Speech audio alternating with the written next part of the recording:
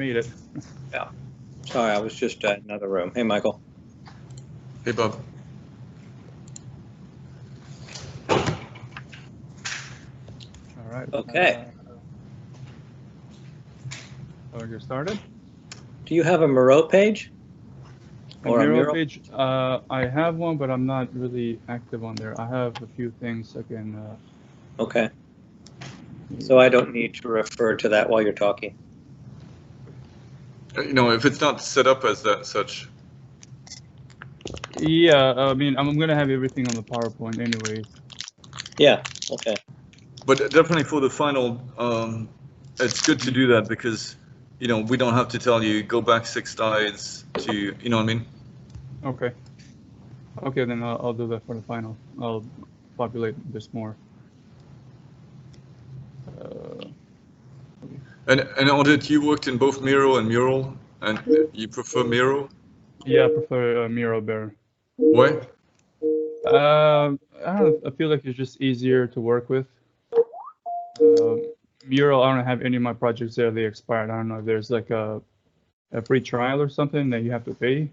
I'm not sure, but yeah, I can access any of my previous murals. Okay, cool. All right. So Apollonia Archaeological Museum. This is obviously a working title. It's just a placeholder for the moment. So a little bit about Apollonia. It is located in southern West Albania or southeast Albania, and it is it has a Mediterranean climate, and it's very, very, very rich in prehistoric or in history, in ancient history. It is located about 3.5 miles off the shore of the Ionian Sea, and it is a 2,500-year-old ancient city that was used as a port around those times, and over the time it has seen many different civilizations come in and out as different events through history unfolded. It is about 290 feet off the from the sea level, so it is it's not as high, but it is where the port used to be located. In brown over here, you can see that those are all the highlands, and everything else is lowlands, meaning that the water has receded over the few thousand years, and then people came in and populated the area. So the history of Apollonia, or the history of this site specifically, there's been different settlements like Illyrian, Roman, Persian, Ottoman, and this site has actually also been used in World War I and World War II as places to hide and seek shelter, because on top of this hill here on the right upper square, there is bunkers there, and those have been used through the time as shelters and to hold ammunition for what is this noise?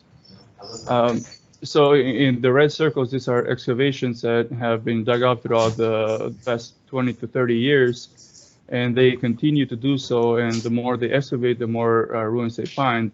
The reason is, and these ruins are pretty pristine, because there was an event around 2,500 years ago that happened, and it's believed to be a major earthquake, and everybody seemed to have been evacuated in a hurry and left all their stuff there, and throughout years they have been covered and being maintained from the soils, I guess. So what is the site used today as? Right now, today, it's been used for festivals, beauty pageants, weddings, tourism, pilgrimage, excursions, religious events, education, and so on and so forth. This is a very popular area, or a popular area, and it has been used in ways that it was not meant to be used, and so. This image is here to show a few of the events that have been happening. The last one was actually last weekend where there was a jazz festival, and so this museum sees a lot of traffic, a lot of events that happen here. So the issues that occur from all this traffic, all these people that come in, are that they're damaging the ruins. They're not paying attention to what they're doing, or they're just throwing garbage out, or they're just literally just standing on top of ancient ruins, like this guy is over here, and or just straight up nailing walls into a 600-year-old Byzantine era church. So they're really not paying attention to how the site is. They're not taking care of the site. There is a museum currently here, but it's way too small to showcase all of these artifacts that have been found here. And another issue is that there's literally no space for events, so they're ending up putting stages in the middle of like right here. They're putting a stage in between two ruins, and they're sort of over time these places are being degraded, and the ruins keep getting damaged over and over. And there's also no space for school events. This is a very popular site for children to have excursions, or other schools to come in and teach their kids about the history of Albania, or the history of Apollonia. So this is the current museum, and what they have found is different relics from different time periods, like I was saying, from the Illyrians, from the Romans, from Persians, from the Ottoman Empire. So they're all sort of being put into this one giant hallway, which you see here, and that's literally all the museum space. But then you have portions where in the upper right corner there, where you see these statues that have fallen over so many times. And I know that because I was there when it first fell. One of those. This was in 1996. So they're not paying attention to to these relics. Case studies. So I wanted to design I wanted to look into designing a museum that would cover all this, all this, or fix most of these issues. So I started looking at different museums that have that happen around the world, and one of my favorite ones is the New Acropolis Museum in Athens, Greece. And so what they did is pretty much they chose the site, and once they started excavating the site, they found out that there was a whole entire ancient city there. So they put this building, this very heavy grounded building, on top of the site, but they put it in such a way that it's sort of floating on there. And there's throughout the building, there's glass openings to where you can see below, and whatever they excavated from below to make the building, they put them as museum pieces in the actual museum. I'm not going to go through all of these case studies, but another really interesting one is, or two more, are deck over a Roman site, which this is literally just a just an installation to cover this ancient bathhouse. Excuse me. And it is not occupiable, but it's just strictly there to to cover the area, but you can walk around it and you could see the ruins. And then the other one is Narona Archaeological Museum in Croatia, and they pretty much did the same thing as the New Acropolis Museum, where they put this building on the actual site, and paying attention to how it affects the site, and without actually damaging the site. And if they have to remove things, they are placing them as expositional pieces instead of just tossing them aside. So what is my proposal? So again, I want to create a space where we can protect and celebrate the ancient history of Apollonia, and at the same time celebrate these events, or have enough space and room for all this tourists, all these people to come in and learn about the site. So a little bit of site information. There is a 600-year or 500-year-old church, 600-year-old church, and that's situated right by the church. There's also a museum and a restaurant and the ticket booth, and that's the main attraction area.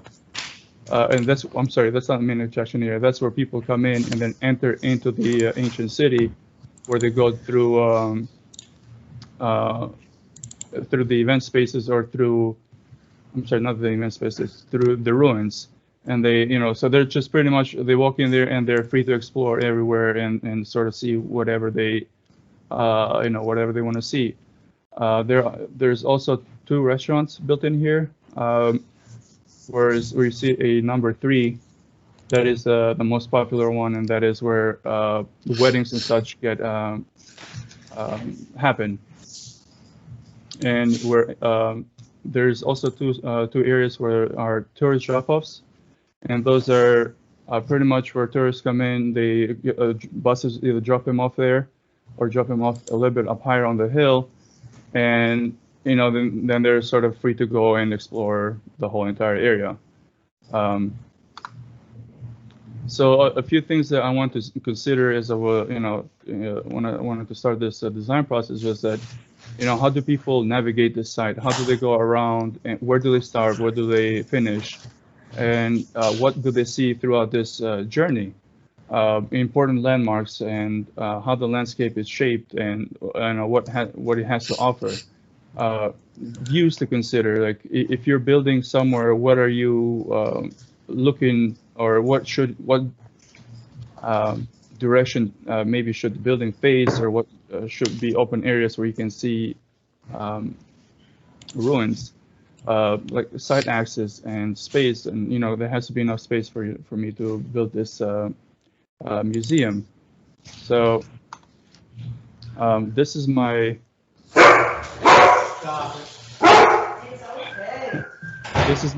my design. I wanted to go pretty much all out and do something completely different than I haven't tried before, and that is curves. I experimented a little bit in Gunnarson's and Bob's class, but you know I wanted to go full out and just explore, you know, just go crazy and you know, make something that I want to go and I want to see myself.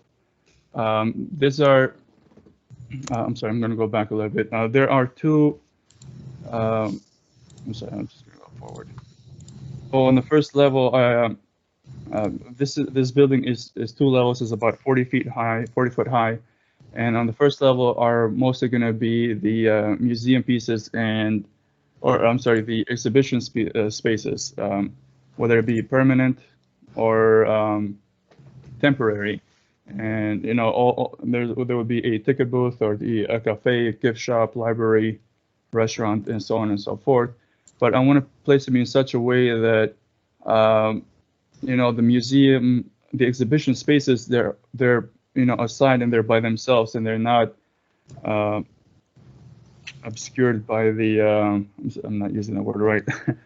They're not touching the business side of things, like the restaurant and cafe and the gift shop and so on and so forth. So I wanted them to be I wanted them to be off by themselves and have different views to ruins that are below the actual the placement of this building. They are both facing directions where you can actually see ruins in the distance as you're in the actual ruins themselves. Is so we're number 5 ruin, Ardit? Yes, number 2 and number 5, they are both ruins. Okay. And, I wanted to build on top of those and have them as expositional pieces there, as you know, you can walk in and be in it and see it. And you know, I thought that was very important. And if you see on the red where number 1 is, that is either the entrance or the exit of this building, because if you are walking from the monastery all the way up to these pieces, I'm going to go back a little bit. So if you're walking from these orange lines, you're entering or exiting the building, and you know you're walking through this ruins, and then you enter this museum, which has, you know, more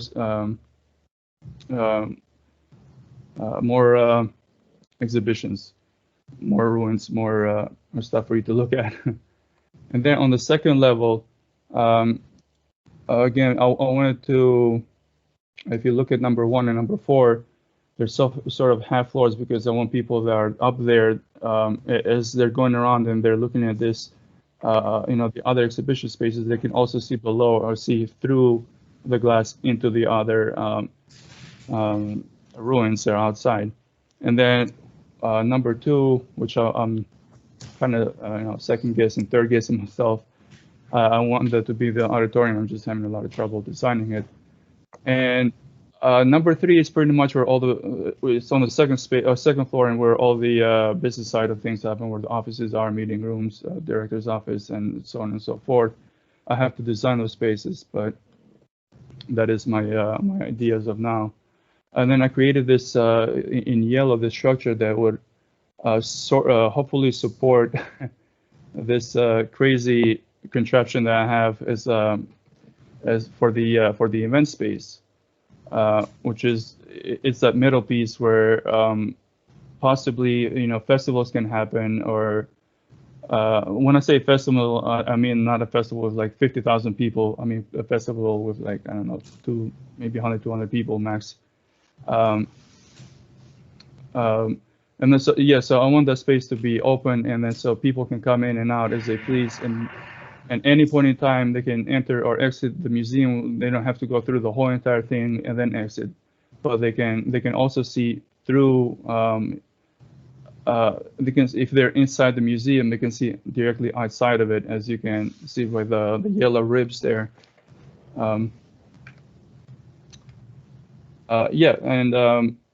I guess this final piece, this final image here is just to show the actual model on top of just as a scale reference on top of the hill and where I want it to be and what views it has and everything.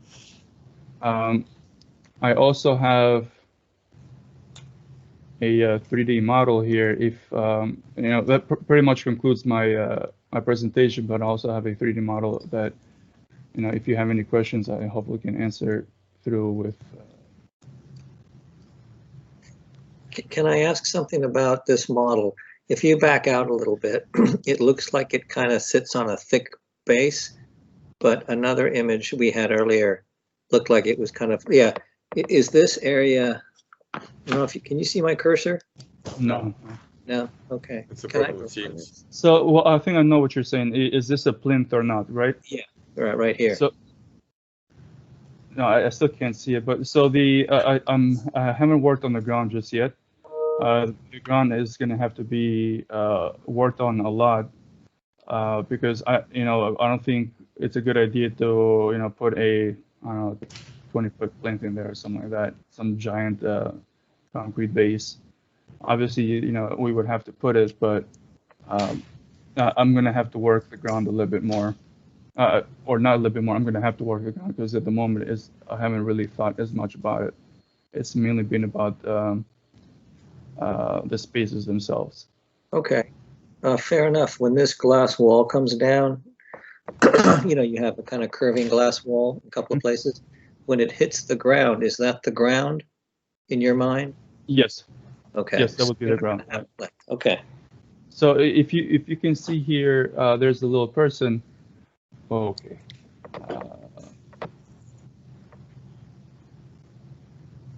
So you can see in this images that there's 2 people for scale there too, and I'm gonna have that whole entire area walkable, so people can walk around and then look from outside and inside. And okay. And how do you get there? How do you get there? Yeah. So.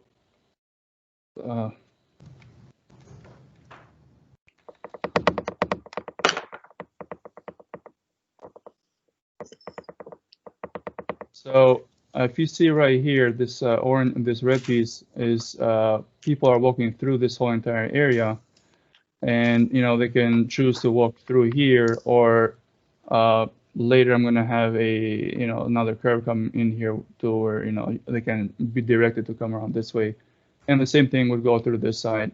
Another thing I want to touch on, there is a wall here. It's not standing up like that. It's actually yeah, it's actually standing up like that. Sorry. So I want this area here to somehow incorporate this as a site itself. But there's also a road that goes up into a restaurant up on top of the hill. So, kind of have to rethink how that area is going to work. So Ardit, you had shown just the last image you showed, you had this person standing in the very center. Mm-hmm. But yeah, that person that you just put your mouse on.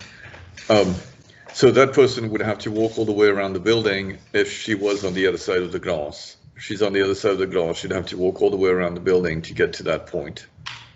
Yes. I think it would be important to think of ways for your building to open up to allow for somebody to walk out, to this area.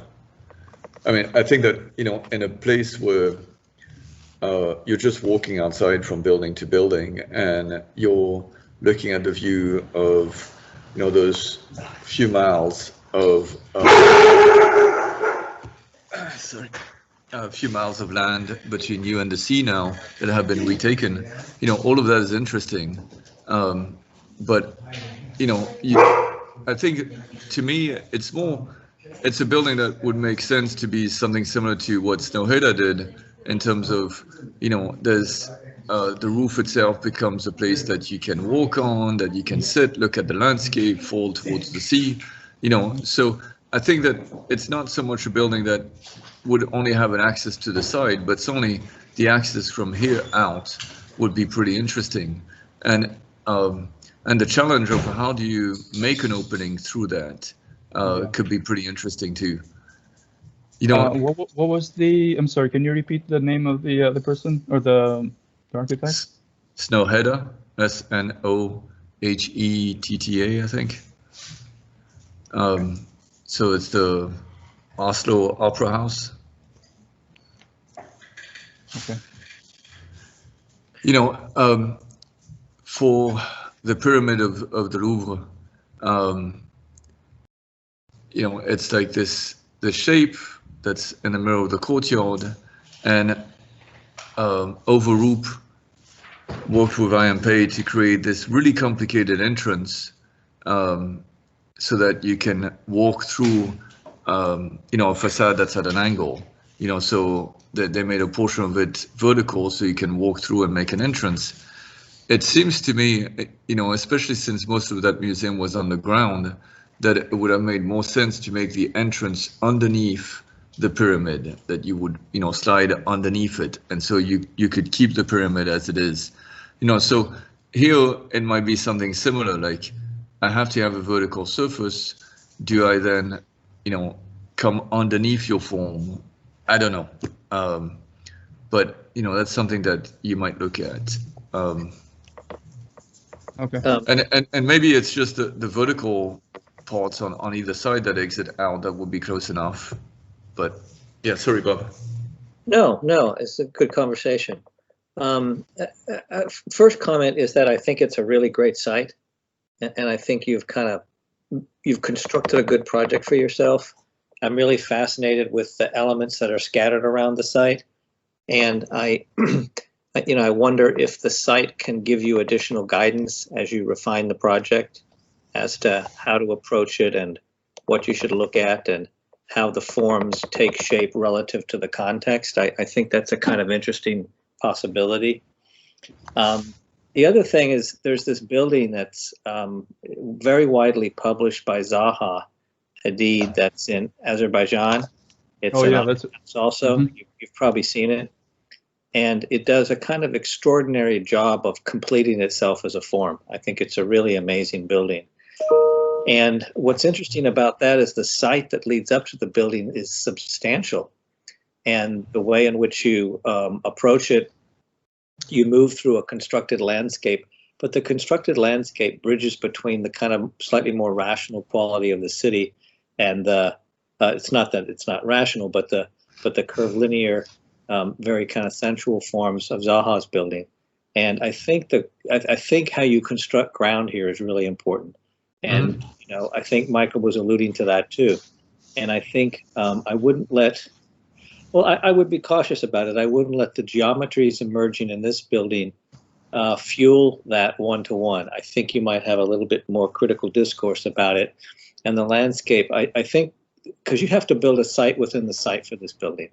And I think how you use the kind of ancient historical features to give logic to that site and to structure it is really critical. And then I think once you do that, you create a place that kind of gives you more freedom to work, actually. So you kind of create the ground, and then you create the building to some extent. And there's a dynamic there. There's a back and forth. I have no problem with the kind of language of your building. I think it's pretty interesting. But you do want to try to underpin it with some, not just structural logic, but some logic that speaks to the experience going through it. And I think it really needs to be studied from the inside out quite a bit. And I think you're doing that or starting to do that with the placement of the pieces.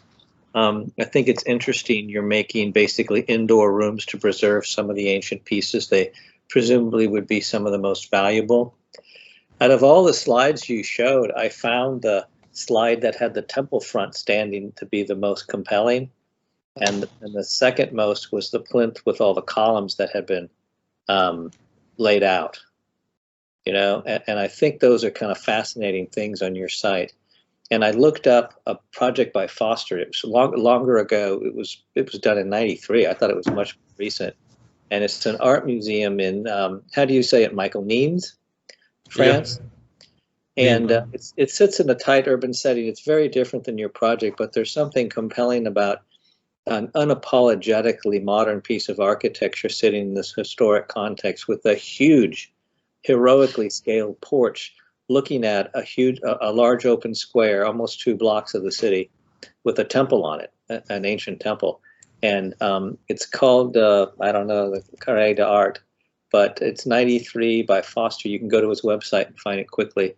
And I thought it might be a better precedent for you than it probably is, you know, literally. But I do like the kind of juxtaposition of it, and that's something you might, you know, consider. Let's say, I think you might think about it. It's a different architecture, but you know, you kind of, there are these moments when you get to look at this ancient temple. It's a temple type with Corinthian columns and everything. It's a beautiful. It's small for a temple, but it's still physically big. I mean, it's a pretty big building, and it could be an interesting thing for you to look at. But I find, that's the image I think is really excellent. And I was almost certain you were going to play off that in a very direct way when I saw it, because it's it's interesting, and it has a plinth there, and there's something about you're wanting to create a context that's more honorific towards these ancient pieces. And I know it's kind of sad when there's, you know, a kind of orange crepe paper draped over, you know, 2,000-year-old plinth or something. It's kind of strange. I get what you're saying. So that's why I think I mean, we've got about a little over half a term left, so there's some decisions to be made. And I don't know how final this approach is for you guys, but I could imagine a couple of pavilions that you design, at least design the form of them and the idea of them along the way, that kind of acknowledge some of these pieces and leads you to the final piece. And I wonder if it's one building or if it's 2 or 3 buildings. There are security issues and so on with that. I understand, and but I think it could be an idea about a compound as much as one building. And I don't know if that's something you guys have thought about. That's an interesting suggestion. But I was just going to say, the language of your building, I think, needs to fold onto itself and somehow feel really complete. And there has to be a very clear sense of hierarchy. And that's starting to emerge a little bit. There's a kind of daddy bubble and baby bubble a little bit with the two kind of forms. But I think that, you know, what's interesting about Zaha's building is that it provides an extraordinary public face and a kind of front door for this important building. And you have the same circumstance, unless yours is a building that's about multiple views and multiple trajectories. So it's a less clearly hierarchical building and hierarchical form, because you're trying to zero in on a series of views and frame the relationship to some of the ruins in the landscape. Mm-hmm. Yeah, another little precedent is MVRDV tennis courts, where the building is kind of like it's a landform, but it's also a building, which I think that the comment that Bob mentioned in terms of, think about the ground is so important. It's actually that picture of the guy who's climbing on top of the ruin. I can completely understand that. It's fun to climb on top of that.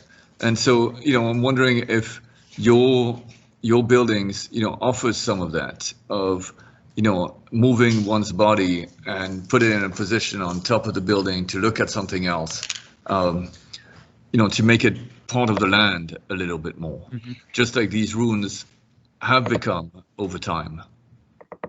Yeah, couldn't you have a kind of a bridge piece that's not a bridge, a cantilever that you walk out to? It allows you to float above one of these pieces or near it, and also just be suspended in space and overlook the compound. I think something like this should also provide shade for certain parts of the year. There should be kind of a piece of the building that's all about shade and just a kind of gathering space, and that potentially becomes one of the event spaces that some of the events that occur in the landscape now want to migrate to this building. That's the whole point, is to bring people into this building and have some of these festivals and weddings and things like that. And I think you need intimate spaces and you need larger spaces. The Tampa Museum of Art, where they make all their money? Hosting weddings. Museums don't survive from membership; they survive from hosting events. And right. You would be in that kind of boat because you've got a built-in, constituency, because this is a special place to hold events and to visit. I haven't seen this MVRDV project before, Michael. It's the Scream. Hey, I didn't hear which Zaha building did you mention? The one in Azerbaijan. Okay.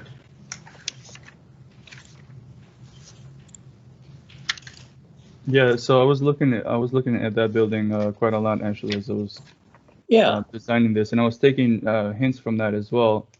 I don't know how any of that works, how that structure it works, but I've seen inside views. I've seen a few videos of it, and it just looks, I don't know, it's just amazing. It looks insane. The way that she made those intimate spaces, it's very interesting. So when it comes to thinking about the ground and how my building affects it, or how the ground affects the building, I haven't thought about it as much. It's been in the back of my mind all this time, but I've been so preoccupied with creating this crazy curves and focusing on that the interior public space and the museum spaces and how to create those, that I kind of sort of put this in the back burner, and it shows.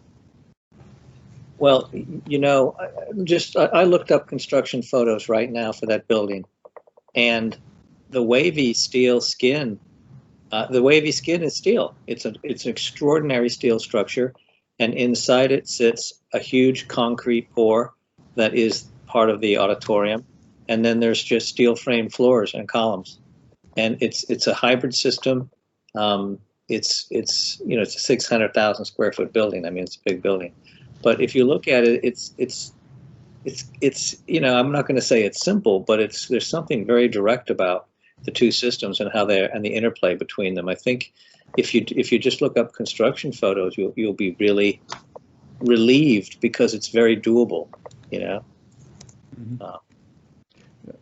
Yeah, so there was when you were saying about the the ground, and when you were talking about SACD here, have you seen the Bako or the Beko master plan in Serbia, in Belgrade?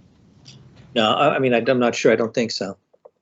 So she is using the ground. It's pretty much a she's going to make.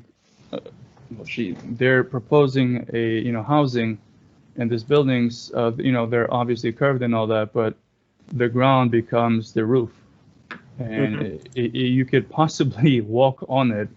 It kind of gives off that Yeah, sense. I think that's what was Michael was talking about, because you can kind of circulate around and you can find yourself walking atop parts of the building.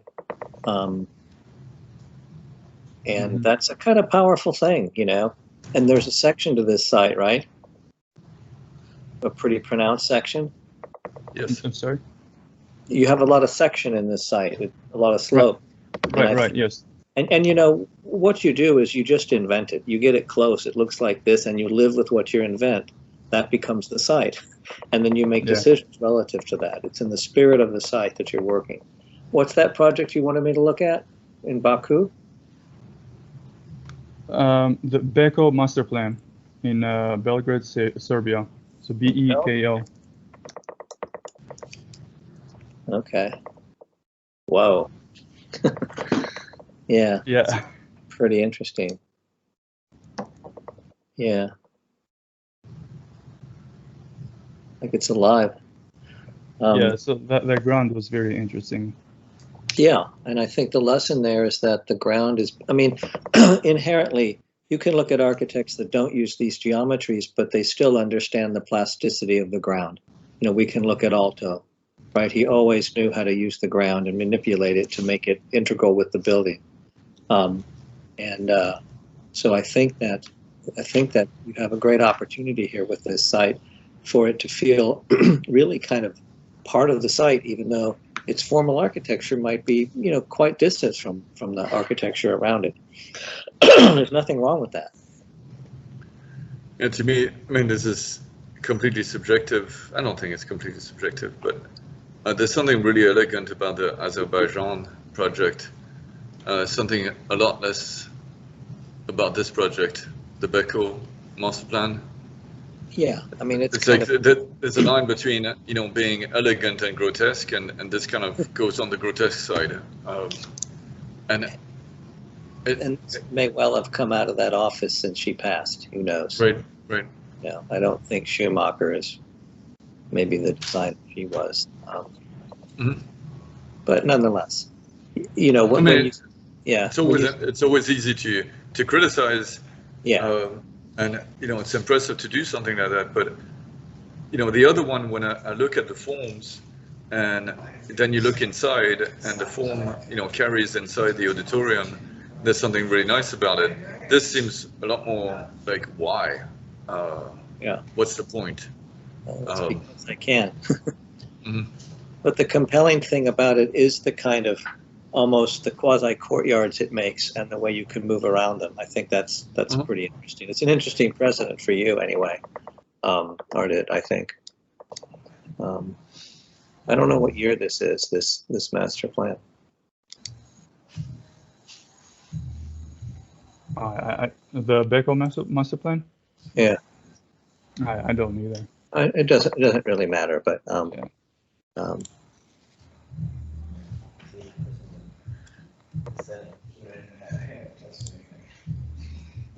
so I think that I just think that your project, when we look at it in the site, it should feel like it's from the site. Yeah, it's on the site, and I think you need to kind of almost draw lines to all the pieces that are scattered in the landscape, and whether or not you do one building that's a focus or a couple of satellites is, that's your call. But I think that what you want to do with this is also understand there's thickness of things and kind of come to grip with those fairly soon. Like if you draw a section of this, you need to have a believable thickness. And it's not like you have to become a structural engineer, but there's a logic to how this thing will probably stand up. It's going to be a lot of columns. And then how do you use those columns? You know, even the glazing needs columns to kind of attach to, right? So in that building in Azerbaijan, there's just a big curtain wall. You know, it's a very nice one, but it ties right directly to a structural system, and that's no surprise. Smaller areas can be curtain wall, but I mean the whole thing is curtain wall. But you know, I just think the way the building folds upon itself is really fascinating. I don't know if you can get on that building. It looks like physically you can walk on her building. Yeah. So there is a thickness to pretty much everything here, but it may not be, you know, structural like everything. And I have been starting to think about that. Is this yellow columns here. Let me go to my Enscape model real quick. So this yellow sort of columns that they separate one of the museum spaces with with the other spaces.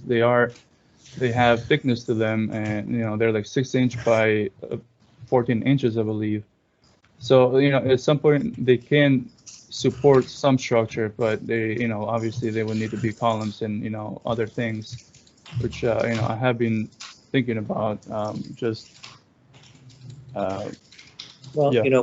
What you've set up is a kind of structural system that part of it there you've coded in yellow, but it's more than a structural system. It's a kind of screening system that begins to separate things, because obviously you don't need that many columns to hold something up. So right. And deploying it to do multiple things, and that's a sensibility to keep throughout the building, is getting a lot of mileage out of things. Mm-hmm.